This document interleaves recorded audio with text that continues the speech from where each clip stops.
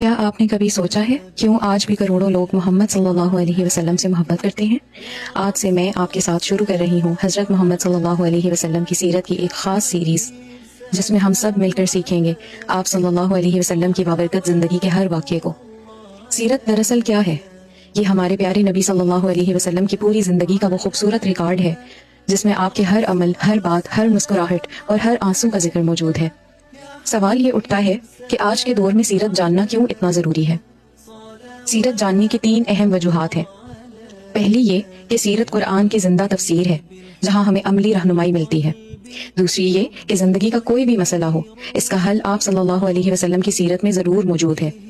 تیسری اور سب سے اہم بات یہ کہ کامیاب اور خوشگوار زندگی گزارنے کا مکمل نقشہ ہمیں آپ صلی اللہ علیہ وسلم کی زندگی میں مل جاتا ہے، اور یہی وجہ ہے کہ آپ صلی اللہ علیہ وسلم ہمارے لیے بہترین رول ماڈل ہیں، کیونکہ خود اللہ تعالیٰ نے قرآن مجید میں فرمایا ہے لَقَدْ كَانَ لَكُمْ فِي رَسُولِ اللَّهِ أُسْوَةٌ حَسَنَةٌ، یعنی یقیناً تمہارے لیے اللہ کے رسول میں بہترین نمونہ ہے۔ اور سب سے اہم بات یہ ہے کہ آپ صلی اللہ علیہ وسلم سے سچی محبت اور آپ کی اتباع کے بغیر ہمارا ایمان کبھی مکمل نہیں ہو سکتا، اور آپ سے محبت کے لیے آپ کو جاننا بہت اہم ہے۔ So make sure to follow me to be part of this blessed journey together۔ عام الفیل کا وہ حیرت انگیز واقعہ جو آپ صلی اللہ علیہ وسلم کی پیدائش سے بالکل پہلے ہوا، یہ واقعہ اس وقت کا ہے جب آپ صلی اللہ علیہ وسلم ابھی دنیا میں تشریف نہیں لائے تھے۔ یمن کا حبشی حاکم ابرہہ، جس نے صنعاء میں ایک شاندار گرجا تعمیر کرایا تھا، اس کی خواہش تھی کہ عرب کے لوگ کعبے کے بجائے اس گرجے میں حج کے لیے آئیں، لیکن جب ایک عربی نے اس گرجے کو گندا کیا تو ابرہہ نے غصے میں آ کر قسم کھائی کہ وہ کعبے کو تباہ کر دے گا۔ اس نے ہاتھیوں سمیت ایک بڑا لشکر تیار کیا اور مکے کی طرف کوچ کیا۔ راستے میں اس نے عبد المطلب کے اونٹ بھی ضبط کر لیے۔ جب ابرہہ نے عبد المطلب سے ملاقات کی تو انہوں نے صرف اپنے اونٹ واپس مانگے۔ ابرہہ نے حیرت سے پوچھا کہ آپ کعبے کے بارے میں کیوں نہیں پوچھتے؟ عبد المطلب نے جواب دیا، میں اونٹوں کا مالک ہوں، اس لیے ان کی فکر کرتا ہوں، اس گھر کا مالک خود اس کی حفاظت کرے گا۔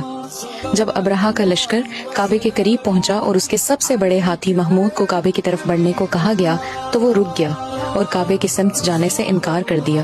اسی وقت اللہ تعالیٰ نے اپنی قدرت کا مظاہرہ فرمایا۔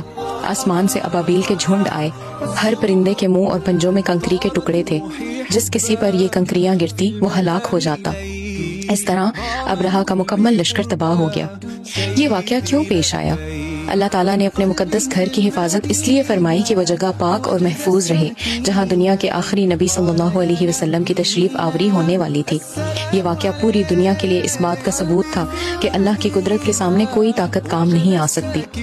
اور اسی سال، جس سال اللہ نے اپنے گھر کو محفوظ فرمایا، اسی مبارک سال ہمارے پیارے نبی صلی اللہ علیہ وسلم کی ولادت ہوئی۔